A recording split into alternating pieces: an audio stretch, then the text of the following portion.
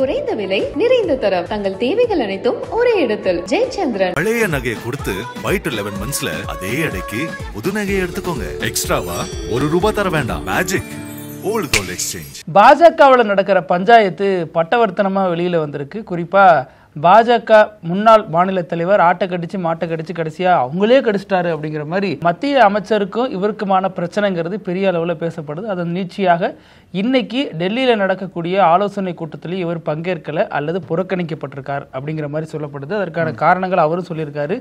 ஆனா இதுல நிறைய விஷயங்கள் இணைத்து பேசப்படுது. இது குறித்து விரிவா பேசலாம். Welcome to sensation.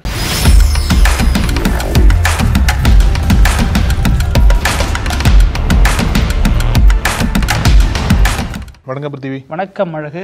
இப்போ டெல்லி பாஜக அந்த கூட்டத்துக்கு போகிறதுக்கு முன்னாடி தமிழ்நாட்டில் செங்கோட்டையன் அவர் நாளை மறுநாள் மனம் திறந்து பேச போகிறதா சொல்லியிருக்காரு இல்லையா?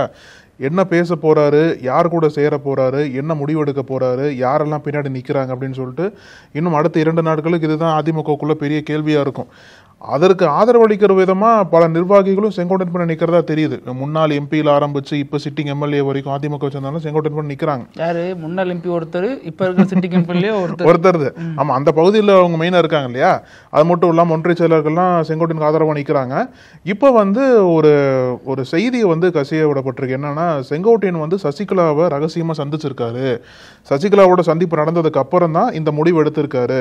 அந்த முடிவின்படி நான் முன்னாடியே பேசினது போல சசிகலாவோட இணைஞ்சு, அதாவது சசிகலா டிடிவி தினகரனோட இணைஞ்சு அதிமுகவை ஒருங்கிணைக்க போற வேலையை செங்கோட்டையன் பார்ப்பார். எடப்பாடி பழனிசாமிக்கு எதிராக செயல்பட போறாருன்னு சொல்லிட்டு தான் முன்னாடி ஒரு வாதம் இருந்தது இல்லையா? சசிகலா பார்த்துட்டு தான் முடிவு எடுத்ததா சொல்லப்பட்ட சமயத்தில் இந்த கேள்வி அவர்கிட்ட கேட்குறாங்க. சசிகலா பார்த்தீங்களா அப்படின்னு கேட்டதுக்கு ஒரு கும்பிடு போட்டு நான்லாம் பார்க்கவே இல்லைன்னு சொல்லிட்டு கிளம்பி போயிடுறாரு. அப்போ இதே கும்பிடு தான் ஒரு கொஞ்ச நாளைக்கு முன்னாடி போட்டார். இந்த மாதிரி மறுபடியும் கேட்குறாங்க இல்லையா? அப்போ ஒரு கலக்கம் ஏற்படுத்தினார்ல. அப்போ கேட்கும்போது கையில் திருநீரோட வரவர் திருநீர் இட்டுக்கோங்கன்னு சொல்லிட்டு போயிட்டு கிளம்பிடுறாரு. அப்போ எந்த விதமான ஒரு இதுவும் காட்டல அவரு.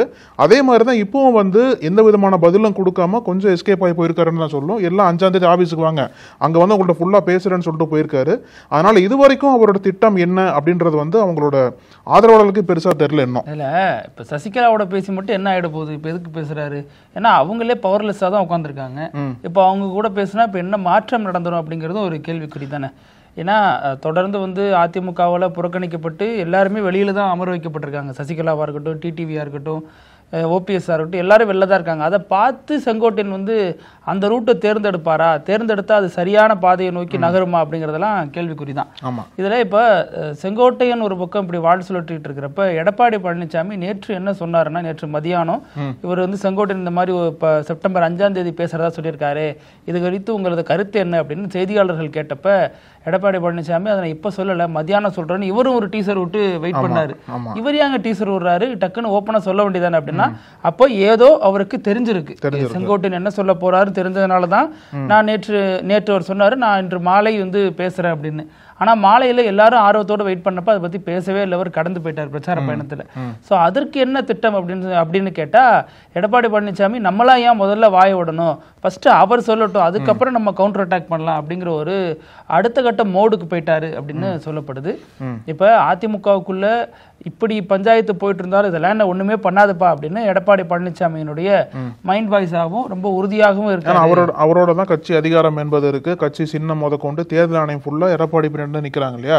அதனால என்னதான் எல்லாரும் செங்கோட்டையன் ஆரம்பிச்சு ஓபிஎஸ், டிடிவி தினகரன், சசிகலா எல்லாம் சேர்ந்து ஒருங்கிணைஞ்சு வந்தாலும் எடப்பாடி பழனிசாமி அந்த அளவுக்கு எவ்வளவுதான் பெரிய எதிர்ப்பா இருந்தாலும் அவர்களிருந்து அந்த பதவியிலிருந்து நீக்க முடியாது, நீக்கிறது ரொம்ப கடினம் தான் அப்படின்ற மாதிரி பார்க்கப்பட்ட சமயத்துல தான் கொஞ்சம் தெம்பா இருக்காருன்னு சொல்ல எடப்பாடி பழனிசாமி. எந்த முடிவு எடுத்தாலும் பரவாயில்ல, எனக்கு பின்னாடி தான் எல்லாருமே இருக்காங்க, பாஜகவும் எனக்கு பின்னாடி தான் இருக்குன்ற மாதிரி அவர் கொஞ்சம் அந்த ஃபேக்டர்ஸ் எல்லாம் பலம் கொடுக்குது அவருக்கு. அதனால பெருசா இது பண்ண மாட்டாங்க. இதுல ஒரு விஷயம் என்னன்னா, செங்கோட்டையன் ரொம்ப டிடிவியினுடைய நெருக்கமான ஆட்கள் ஒருத்தராக இருந்தவர். குறிப்பா சசிகலாவினுடைய நெருங்கிய ஆதரவாளராக இருந்தவர்.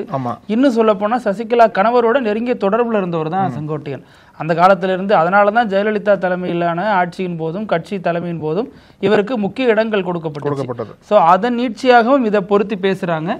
அதுவுமே ஒரு ஃபேக்டரா இருக்கு இந்த விஷயத்தை பொறுத்த வரைக்கும். ஆனா செங்கோட்டையன் இறுதியா என்ன சொல்ல போகிறார் அப்படிங்கிறது மட்டும் இன்னும் ஒரு புரியாத புதிரா இருக்கு. இனிமே அவர் என்ன வேணாலும் சொல்லட்டும், ஆனா கட்சிக்குள்ள அவருக்கு அதிருப்தி இருக்குங்கிறத வெளிப்படுத்திட்டாரு. அவர் 5ஆம் தேதி வந்து இல்ல எடப்பாடி தான் என் தலைவர்னு சொன்னாலும் கூட அவருக்கு உண்டான இந்த அதிருப்தி அப்படிங்கிறது இனிமே மாற போறது இல்லை. அதிருப்தியை வெளிப்படுத்திட்டாரு. ஆனா அதற்கான டைம் மட்டும் எக்ஸ்டெண்ட் பண்ணி வச்சிருக்காரு. அவரது அடுத்த கட்ட பயணம் என்னங்கிறது தான் கேள்வி எழுப்பி இருக்கு. மற்றபடி இதுல வேற எந்த மாற்றமும் நடக்க போறதாக எடப்பாடி பழனிசாமி அகைன்ஸ்டா பேச மாட்டாரு. என்ன பேசுவார்னு சொல்லப்படுது அப்படின்னா, தொடர்ந்து வந்து எனக்கு ஏமாற்றம் தான் கிடைக்குது. அதாவது எனக்கு எதிராக இருக்கக்கூடியவங்களை வந்து இங்க வந்து பதவி கொடுத்து இங்க நிப்பாட்டுறாங்க கட்சியிலிருந்து. அதனால வந்து என்னோட ஆதரவாளர்களுக்கு வந்து இங்க வந்து அதிகாரம் வந்து குறையுது என்னோட மாவட்டத்தில் பாத்தீங்கன்னா. அதனால வந்து பல ஏமாற்றங்களை வெளிப்படுத்துவாரு, பல காட்டமான விமர்சனங்களை வைப்பாரு ஒழிய எடுத்த உடனே எடப்பாடி பழனிசாமிக்கு அகைன்ஸ்டா செயல்பட்டு கட்சியிலிருந்து வெளியே வர மாட்டார் அப்படின்றதான் இப்போ இருக்கக்கூடிய அரசியல் பார்வையெல்லாம் சொல்லிட்டு இருக்காங்க. இப்போ அதுவும் கட்சி ஆபீஸ்க்கு வாங்குங்கிறாரு. அதிமுக கட்சி ஆபீஸ்ல வச்சுட்டு என்ன பேச போகிறார் எதிர்பார்ப்பை கிளப்பி இருக்கு. இப்போ அதிமுகவில் இந்த பஞ்சாயத்து இது மெயின் காரணம் என்னன்னா, சீனியர்களை எடப்பாடி பழனிசாமி மதிக்க மாட்டேங்கிறாரு. இதே பஞ்சாயத்து தான் பாஜகவிலையும் போயிட்டு இருக்கு. பாஜகவில் முன்னாள் மாநில தலைவர் சீனியர்கள் யாருமே மதிக்கிறது இல்லை, அவர் தான் தோன்றித்தனமா செயல்படுறாருன்னு பெரிய விமர்சனம் போயிட்டு இருந்துச்சு. இதையடுத்து புதிய மாநில தலைவர் மாற்றப்பட்டார். அதற்கு காரணம் எடப்பாடி பழனிசாமின்னு சொல்லப்பட்டுச்சு. இல்ல அங்க இருக்கக்கூடிய சீனியர் தலைவர்கள் சொல்லப்பட்டுச்சு. எது எப்படியோ அவர் மாற்றம் செய்யப்பட்டாரு. அவருக்கு இருந்த முக்கியமான அதிகாரங்கள்லாம் குறைக்கப்பட்டுடுச்சு. இப்போ நயினார் நாகேந்திரன் வந்ததுக்கு அப்புறம் நயினார் நாகேந்திரனுடன் அவர் தனது மோதலை நீடிச்சாரு. ஏன்னா ஒரு மதுரைக்கு வந்ததா இருக்கட்டும், வேறு சில இடங்களா இருக்கட்டும், எங்க போனாலும் இவருக்கு தான் கைத்தட்டல் விடுகுது. அதற்கேற்ற மாதிரி ஆட்களை செட் பண்றாரு. இதனால வார் ரூம்ல ரெண்டு தரப்புக்குமான ஆட்கள் வந்து கடுமையான போர்ல, டிஜிட்டல் போர்ல ஈடுபட்டாங்க. இவர் தாக்கி அவரும், அவரை தாக்கி இவரையும். அதுக்கப்புறம் நயினார் நாகேந்திரனுக்கு ஆதரவாக எல்லாம் அவர் பேசினாரு. அந்த பிரச்சனை அதோட முடிஞ்சிரும்னு பார்த்தா, ஆனா உள்ளடியா நிறைய வேலைகள் நடக்குது. நயினார் நாகேந்திரன் முன்னாள் மாநில தலைவருடைய ஆதரவாளர்கள் பலரை வந்து நீக்கிற வேலையில இருக்காரு. இவரும் இவருக்கு ஆதரவாளர்களை வந்து ஓரங்கட்டுற வகையில நிறைய வேலைகள் பார்க்கறாருன்னு சொல்லப்பட்ட நேரத்துல இன்னொரு பேரலா என்ன நடந்துச்சுன்னா, எடப்பாடி பழனிசாமிக்கு எதிராக தீவிரமாக வாழ் சுழற்றிய அந்த மாஜி தலைவர் இப்போ ரொம்ப நெருக்கமாக வந்துட்டாரு. நான் வந்து அவர் முதலமைச்சர் ஆக்குவேன் அப்படிங்கிறாரு. கிங்கு தான் ஆகும்புள்ள கிங் மேக்கர் ஆகலாம்னு நினைச்சிட்டாரோ நம்ம தெரியல. குறிப்பா சொல்லணும்னா, மூப்பனார் மேடையில ஜி.கே. வாசன் ஏற்பாடு செய்து கொடுத்த ஒரு மேடை, அனைவரையும் ஒற்றுமைப்படுத்துறதுக்கு. ஜி.கே. வாசன் எந்த கட்சியில் இருக்காரு, இவர் ஏன் அதெல்லாம் பண்றாருங்கிறது அடுத்த கேள்வி.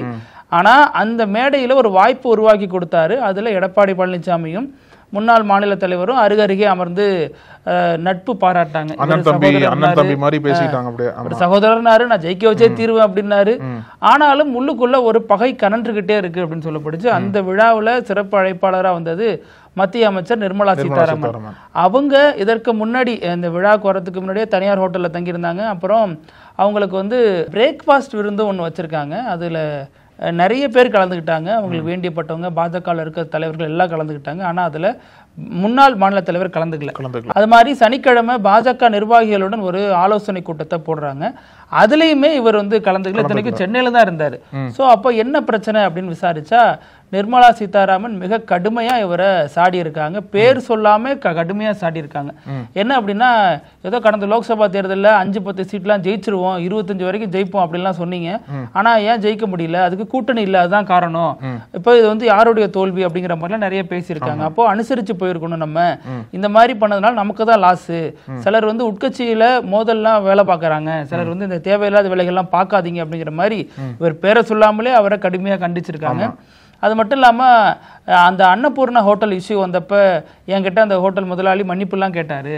அதை வந்து ஒருத்தவங்க ரகசியமா வீடியோ எடுத்து போட்டாங்க. அதெல்லாம் யாரு என்னங்கிறது எனக்கு தெரியுங்கிற மாதிரி ஒரு இடைக்குத்தா சில விஷயங்கள் பேசியிருக்காங்க. இதுக்கு என்னன்னா, மாஜி தலைவர் இருக்காருல்ல, அவரோட சப்போர்ட்டர்ஸ் ஒன்று திரண்டு நிர்மலா சீதாராமன் அட்டாக் பண்ண ஆரம்பிச்சிட்டாங்க. என்ன அப்படின்னா, இவர் வந்து கோயம்புத்தூர்ல நின்னார் இல்லையா 2024 லோக்சபா தேர்தலில், இவர் வாங்கின ஓட்டோட நிர்மலா சீதாராமன் அடுத்து வரக்கூடிய தேர்தலில் நின்று ஒரு ஓட்டு எக்ஸ்ட்ரா வாங்கி காட்டட்டும் அப்படின்ற மாதிரி அவங்க பெட்டு கட்டுறாங்கல்ல. நீங்க ராஜ்யசபா மூலமா எம்பி ஆகுறீங்க இல்லையா, நீங்க ஆனா இவங்க அந்த சேலஞ்ச் வைக்கிறாங்க. நீங்க எங்க ஆளு வந்து இவ்வளவு ஓட்டு வாங்கியிருக்காரு, நீங்க எங்க ஓட்டு வாங்கியிருக்கீங்களா, ஒரு ஓட்டு அதிகமா வாங்கி காட்டுங்கன்னு சொல்லிட்டு இவங்க ஒரு சேலஞ்ச் வைக்கிறாங்க. அது வந்து அப்போட்டமா பஞ்சாயத்தை வெளியில கொண்டு வந்து விட்டுச்சுன்னு தான் சொல்லணும். என்ன சொல்றேன், ஒரு ஓட்டு கூட குறைச்சுங்கிறது மேட்டர் இல்ல. இவர் ஜெயிச்சுட்டாருன்னா பேசலாம். எத்தனை 10 ஓட்டு வாங்கினாலும் தோல்விங்கிற பட்சத்துல அதுல ஒன்னும் பிரயோஜனம் இல்லையா. ஒரு ஓட்டு கூட வாங்கினா குறைச்சு வாங்கினா என்ன. இதுல அந்த அன்னபூர்ணா ஹோட்டல் விவகாரத்தை யார் வெளியே கொண்டு வந்தான்னு தெரியும் அப்படிங்கிற மாதிரிலாம் பேசியிருக்காங்க. குறிப்பா அவரது தலைமையை விமர்சிச்சிருக்காங்க. அந்த காலகட்டங்களில் சீனியர்கள் யாரும் மதிக்கிறது இல்ல, நான் ஒரு விஷயம் செய்யறதுனா கூட அந்த மாவட்ட செயலாளர்கிட்ட கேட்டு செய்யணுங்கிற மாதிரிலாம் எனக்கே நிர்பந்தம் பண்ணாங்க, நான் ஏன் அவர்கிட்ட போய் கேட்கணும் அப்படிங்கிற மாதிரி பல மன குமுறல்களை நிர்மலா சீதாராமன் அதில் கொட்டியிருந்தாங்க. அந்த விழாவில் முன்னாள் மாநில தலைவர் இல்லை. இதை செய்தியை கேள்விப்பட்ட உடனே அவர் என்ன பண்ணியிருக்காரு, உடனே டெல்லிக்கு தகவல் கொடுத்துட்டாரு. நான் இல்லாத நேரத்தில் என்னை பற்றி ஏன் இவ்வளோ கடுமையாக விமர்சிக்கணும், இவங்களுக்கு என்ன பவர் இருக்குங்கிற மாதிரிலாம் கேட்டிருக்காரு. ஏன்னா மாநில அளவில் உங்களுக்கு என்ன பொறுப்பு இருக்கு, பாஜக மாநில மேலிட தலைவர் ஒருத்தர் இங்கே, அது மாதிரி நிறைய பொறுப்புகள் இருக்கிறப்ப இவங்களுக்கு எந்த அதிகாரமும் இல்லை, இந்த ஊரை சேர்ந்தவங்கிற அடிப்படையில் அவங்க வந்து பேசுறாங்கன்னாலும் என்ன ஏன் தாக்கி பேசணும் அப்படின்னு அவர், ஏன்னா ஏற்கனவே ஒரு கடுப்புல இருக்காரு, இவருக்கு விரும்பாத இவருக்கு பிடிக்காத ஒரு நபர் கேடி ராகவனை அவங்க மீண்டும் பாஜகவில் கொண்டு வந்துட்டாங்க. அதற்கு முக்கிய காரணம் இவங்க தான், மத்திய அமைச்சர் நிர்மலா சீதாராமன் தான். ஸோ இந்த மாதிரி கடுப்புலலாம் இருக்கிறப்ப இவங்க ஏன் பேசுறாங்க, டெல்லிக்கு ஒரு மெசேஜ் பாஸ் பண்ண இந்த பஞ்சாயத்து வெளியில வந்துடுச்சு, பூதாகரமாயிடுச்சு. அதற்கப்புறம் என்ன ஆயிருக்குன்னா இன்னைக்கு டெல்லியில மையக்குழு கூட்டம் அல்லது உயர்நிலை குழு கூட்டம் கூட்டியிருக்காங்க. அவசர கூட்டம் திடீர்னு கூட்டியிருக்காரு அமித்ஷா. ஜேபி நட்டாலாம் இருந்தாலும் அமித்ஷா தான் அதுல பெருந்தலை. ஆமா, இங்க இருந்து மிக முக்கியமான தலைவர்கள்லாம் போயிருக்காங்க. வானதி சீனிவாசன் ஆரம்பிச்சு நயினா நாகேந்திரன், நெல்முருகன் எல்லாம் போயிருக்காங்க. ஆனா இங்கேயும் மாஜி தலை மிஸ்ஸிங் இல்லையா? ஆமா, தமிழிசை சவுந்தரராஜன்ல இருந்து எல்லாம் போயிருக்காங்க. ஆனாலும் மாஜி தலைவர் போகல. அதற்கு குறித்து அவங்க வந்து அழைப்பு விடுக்கல அப்படிங்கிற மாதிரி சொல்லப்பட்டுச்சு. இன்னொன்னு அழைப்பு வந்துச்சு, இவர் போல அப்படிங்கிற மாதிரியும் இன்னொரு தகவல் சொல்லப்பட்டுச்சு. அதுல அவர்கிட்டே கேட்கிறப்ப இல்ல எனக்கு நிறைய கல்யாண வேலைகள் இருந்துச்சு, நிறைய வேலைகள் இருக்கு, அதனால நான் போகல அப்படின்னாரு. அப்ப இதுக்கு முன்னாடி நிர்மலா சீதாராமன் வந்திருந்தப்பையும் உங்களுக்கு கல்யாண வேலைகள் இருந்துச்சா, அதனாலதான் போக முடியலையா?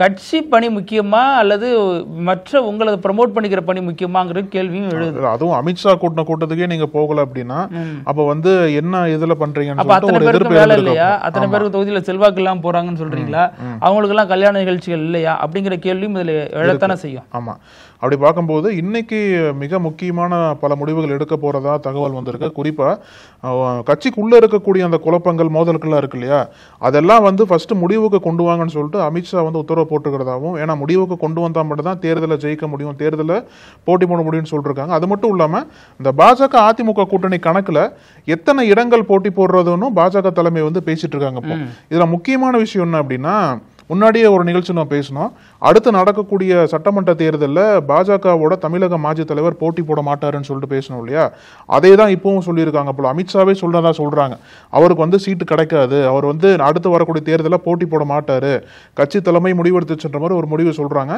அதற்கு பல காரணங்களுக்கு பிறகை கட்டி பறக்குது. இப்போ நம்ம அதில் குறிப்பாக இந்த உயர்நிலைக்குழு கூட்டத்தோட முக்கிய நோக்கங்கள்னா உட்கட்சி பூசலை சரி பண்றது ஒண்ணு, ரெண்டாவது அதிமுகவுடனான கூட்டணி, மூன்றாவது அதிமுகவுடன் தொகுதி பங்கீடு எவ்வளவு கேட்கறது, என்ன மாதிரி கேட்கறது, எந்த தொகுதிகளை கேட்கறது அப்படிங்கறதெல்லாம் விவாதிக்க போறதா சொல்றாங்க. இதுல முன்னாள் மாநில தலைவர் பங்கேற்காதது மேலும் பிரச்சனை ஏற்படுத்திருக்கு. ஏன்னா புகார் கொடுத்தது இவர்தான், உட்கட்சி பூசல்லாம் இவர்தான் விசாரணையிலையும் கொண்டு வந்து நிறுத்தப்படுவாங்க, அதனால இவர் எஸ்கேபிசம் ஆயிருக்காரு அதுல இருந்து அப்படிங்கிற மாதிரியான. ஏன்னா நிர்மலா சீதாராமன் மேல போய் சொல்லியிருப்பாங்க எல்லாம் என்ன நடந்துட்டு இருக்குன்னு சொல்லிட்டு, அது மாதிரி இவர் போய் நின்னாலும் அங்க வந்து தேவையில்லாத சில காட்சிகள் நடைபெறும் மாதிரி கொஞ்சம் ஒதுங்கி இருக்கலாம். ஆமா, ஏன்னா இவருக்கு இன்னும் ஒரு அவர் எதிர்பார்த்த அளவுக்கு பெரிய பொறுப்புகள் பதவிகள் வழங்கப்படாததற்கு பின்னணியிலும் நிர்மலா சீதாராமன் தான் இருக்காங்க. இவரு இங்க உள்ள லோக்கல் பொலிட்டீஷியனை பகச்சுக்கிற மாதிரி அவங்கள பகச்சுக்கிட்டாரு, அதுவும் வந்து ஒரு சர்ச்சைக்கு வழிவகுத்திருக்கு, அவங்க கோபத்துக்கு இவர் ஆளாயிட்டாரு. அது மட்டும் இல்லாம நிர்மலா சீதாராமன் பேசுறப்ப அந்த நிகழ்ச்சியில நான் வந்து மன்னிப்பு கேட்கல அந்த ஹோட்டல் முதலாளிட்ட, ஆனா இவர் ஏன் முந்திக்கிட்டு மன்னிப்பு கேட்கிறாரு, நான் கேட்காத ஒண்ணு இவர் கேட்டா அப்ப இவர் நல்லவருங்கிற அடிப்படையில கட்சிக்கு கெட்ட பேர் ஏற்படுத்த பாக்குறாரா அப்படிங்கிற மாதிரிலாம் நிறைய கோபத்தை இத்தனை நாளும் தேக்கி வச்சிருந்தது இப்ப கொட்டி தீர்த்திருக்காங்க. இதுல எடப்பாடி பழனிசாமியும் இவரும் ஒன்னா சேர்ந்துட்டார் நினைச்சப்ப இந்த கட்சிக்குள்ள ஒரு உட்கட்சி பூசல், எடப்பாடி பழனிசாமி இவரும் ஒன்னா சேர்ந்துட்டார் நினைக்கிறப்ப அதிமுகக்குள்ள ஒரு உட்கட்சி பூசல், ரெண்டு இடத்துலயும் பூசல் மேல பூசலா போயிட்டே இருக்கு. இந்த இரண்டு எதிரும் புதிரமா தலைவர் ஒன்னா வந்த சமயத்துல இரண்டு கட்சிகளுக்குள்ள இவ்வளவு பஞ்சாயத்து, அந்த பஞ்சாயத்து எல்லாம் இன்னைக்கு முடிச்சு விடுறதுதான் அமித்ஷா வந்து கூட்டத்தை கூப்பிட்டு அமித்ஷா பாப்பாரு இதே வேலையா போச்சா, எத்தனை பஞ்சாயத்தா முடிச்சு வைக்கிறது. இப்பதான் அசாம்ல போய் தேர்தல் பிரச்சாரம் ஆரம்பிச்சுட்டு வந்தேன், இப்போ உங்க பஞ்சாயத்து வரையான்னு சொல்லிட்டு அவங்க டென்ஷன் இருக்கும். இன்னொன்னு இங்க இருக்கக்கூடிய பாஜக என்ன பேசினாங்க அப்படின்னா, பாஜக நிர்வாகிகள்லாம் அடுத்து வரக்கூடிய சட்டமன்ற தேர்தலில் பாஜக மாஜி தலைவர் இருக்காரு இல்லையா, அவர் வந்து மதுரையிலிருந்து போட்டி போட போறாரு, கோயம்புத்தூர்ல போட்டி போட போறாருன்னு சொல்லிட்டு, அதாவது எங்கெல்லாம் 2024 லோக்சபா தேர்தலில் பாஜக வந்து ஒரு கணிசமான தொகுதிகள் கணிசமான எண்ணிக்கையில வாக்கு வாங்கினாங்களோ அந்த ஒரு ஏதோ ஒரு சட்டமன்ற தொகுதியை தான் பாஜக மாஜி தலைவர் குறி வச்சு போட்டி போட போறாருன்னு சொல்லிட்டு ஒரு யூகங்கள் பெருசா தமிழ்நாடு முழுக்க பேசப்பட்டது. மதுரையில யாருக்கு அதிக கூட்டம் கூட தெரியுமா, ஒண்ணு கல்லழகருக்கு, இன்னொன்னு முன்னாள் மாநில பாஜக தலைவருக்கு, இன்னொன்னு விஜய்க்கு அப்படின்லாம் போட்டுட்டு இருக்காங்க. ஆமா, அப்படி பார்க்கும்போது இப்போ அந்த யூகங்களுக்கு எல்லாம் பெரிய ஃபுல் ஸ்டாப் வச்ச மாதிரி பாஜக தலைமையே சொல்லிட்டாங்க போல அவருக்கு சீட் கிடையாது தேர்தல்ல. அப்போனா அவரோட என்ன டியூட்டி இருக்க போகுது அப்படின்னா, அவர் முன்னாடியே சொன்னது போல மத்திய அளவுல பதவி எதனா கொடுக்க போறாங்களா, அது இன்னும் கொடுக்கல, என்ன பதவின்னு தான் தெரியல இன்னும். இருந்தாலும் ஏதோ ஒரு சாக்கு போக்கு சொல்லி அவர் வந்து தேர்தலை போட்டியிடக்கூடாதுன்ற மாதிரி ஒரு இன்ஃப்ளூயன்ஸ் வந்து அங்க ஏற்படுத்தி இருக்காங்க. அது தமிழக பாஜக எந்த தலைவர்கள்லாம் அவ்வளவு அழுத்தம் கொடுத்தாங்கன்னு தெரியல. அந்த அழுத்தத்தின் காரணமாக தான் மத்திய பாஜக தலைமை வந்து இவருக்கு போட்டியிடுறதுக்கு சீட் கொடுக்க வேண்டான்ற மாதிரி பேசியிருப்பாங்க. ஒருவேளை சீட் கொடுத்தாங்க அப்படின்னா எடப்பாடி பழனிசாமி இவருக்கு பிரச்சாரம் பண்ற மாதிரி இருக்கும். இப்பதான் சேர்ந்துட்டாங்கன்னு சொன்னாலும் அந்த ஒரு சேர்க்கை என்பது அதிமுக தொண்டர்கள் ஏத்துக்கணும்ல. ஏன்னா அதிமுகவோட தலைவர்களை கொச்சைப்படுத்தி பேசியிருக்காரு, ஜெயலலிதாவை கொச்சைப்படுத்தி பேசியிருக்காரு, அந்த மாதிரி பல காட்டமான கருத்துக்கள்லாம் பேசின ஒரு தலைவருக்கு யார் காலையும் விழுந்து பதவி வாங்கல அப்படின்லாம் சொல்லியிருக்காரு. அந்த மாதிரி ஒரு தலைவருக்கு வந்து கிரவுண்ட்ல எடப்பாடி பழனிசாமி பிரச்சாரம் பண்ணா அதுக்கு வந்து அதிமுக தொண்டர்கள் எப்படி ஏத்துக்குவாங்க? இந்த மாதிரி பல கணக்குகள்லாம் இருக்கும் இல்லையா? இதெல்லாம் பார்த்து தான் ஒருவேளை பாஜக வந்து போட்டி போடணும்னு சொல்றாங்கன்னு நினைக்கிறேன். ஆனா எனக்கு என்ன தெரியுமா ஆச்சரியமா இருக்கு, இதுல பாஜக முன்னாள் மாநில தலைவருக்காக எடப்பாடி பழனிசாமி பிரச்சாரம் பண்றது எனக்கு ஆச்சரியம் இல்ல. செங்கோட்டையனுக்காக எடப்பாடி பழனிசாமி வருவாரா, பிரச்சாரம் பண்ணுவாரா, அவருக்கு சீட்டு கொடுப்பாரா, அது ஒரு கேள்வி இருக்கு. ஆமா ஆமா, இப்ப என்ன சொல்ல போறாரு அதெல்லாம் பார்த்துட்டு தான் சீட் இருக்குமா இல்லையான்னு சொல்லிட்டு தெரியும் நமக்கு. அப்புறம் கடைசி பகுதி இப்படி எல்லாமா நடக்கும் அப்படிங்கிறது. இதுல ஸ்பெயின்ல ஒரு சம்பவம் நடந்திருக்கு. என்னதான் நமக்கு அது வெளிநாடா இருந்தாலும் அந்த ஊர்ல இருக்கிறவங்களும் இங்க இருக்கிறவங்க மாதிரி சில சில்லறை வேலைகள் பார்ப்பாங்க இல்லையா? அதுல ஒரு நபர் வந்து பயங்கரமான சில்லறை வேலையை ஒண்ணு பார்த்திருக்காரு. என்ன அப்படின்னா, அவர் வந்து ஒரு ஹோட்டலுக்கு போறது, அங்க போய் சாப்பிடுறாரு. சாப்பிடும் பொழுது திடீரென மாரடைப்பு வந்துருச்சு அவருக்கு. உடனே அங்க இருந்து ஹோட்டல் ஊழியர்கள் எல்லாம் பதறி அடிச்சுட்டு ஒரு போய் மருத்துவமனையில சேர்த்துட்டு வந்துடுவாங்க. அவர்கிட்ட போய் எப்படி காசு கேட்கறது, என்ன அது மாதிரி போராடிட்டு இருக்காரு. அதுவும் சாப்பிட்டதுக்கு அப்புறம் மாரடைப்பு வந்துருச்சு.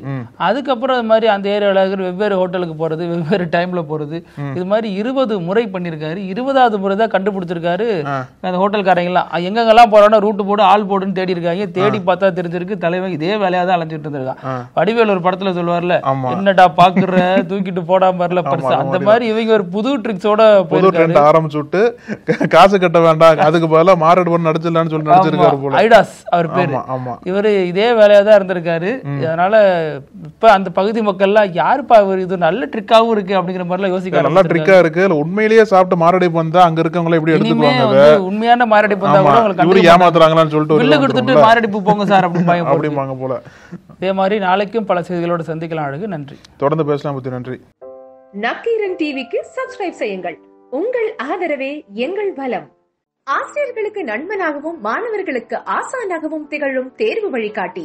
ஒவ்வொரு பாடத்திற்கும் அனுபவமிக்க ஆசிரியர்களின் துல்லியமான தெளிவான விடைகள். CNC இருக்கு, தேர்வு பயம் எதற்கு? இது தீரன் பப்ளிஷிங் ஹவுஸ் விற்பனை வெளியீடு.